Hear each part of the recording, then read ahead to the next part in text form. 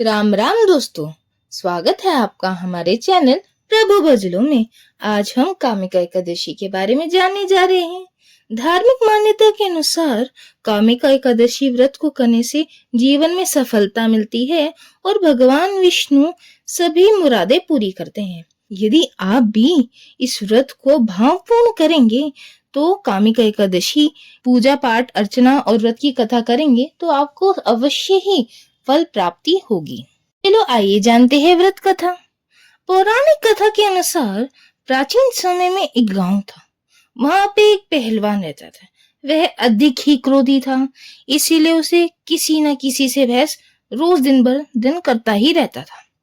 एक दिन ऐसा समय आया कि उसके अचानक से एक ब्राह्मण से झड़प हो गई, यानी झगड़ा हो गया।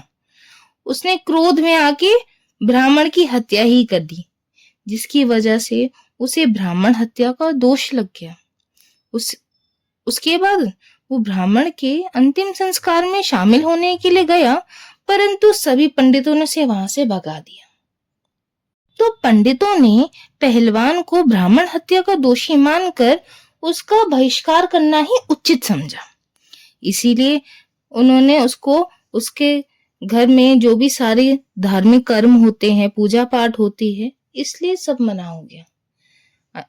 वो इस बात पे बहुत ही उदास हो गया, इसलिए वो दर दर घूमने लगा कि कोई उसकी सहायता करे, जो उससे पाप हुआ है उसका कुछ निवारण मिले उसे। उसको रास्ते में एक साधु पेड़ के नीचे बैठे मिले। वो अपनी साधना में विलीन थे। वो उनके समक्ष आके रोने लगा। उसने सब अपनी जो से हुआ सब बता दिया।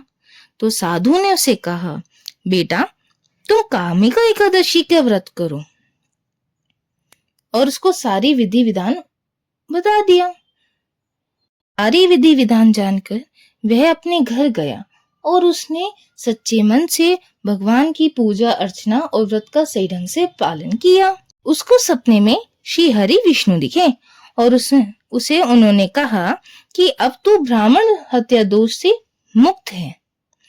तभी से कामिका व्रत की कथा की शुरुआत हुई। तो मैं आशा करती हूँ कि जो भी इस कामिका व्रत का पालन सही ढंग से करे, उसको श्री हरि विष्णु हमारे जो भी पाप है उससे हमें मुक्ति प्रदान करे, जो भी हमसे गलती से या जाने अनजाने में हो जाते हैं। राम राम।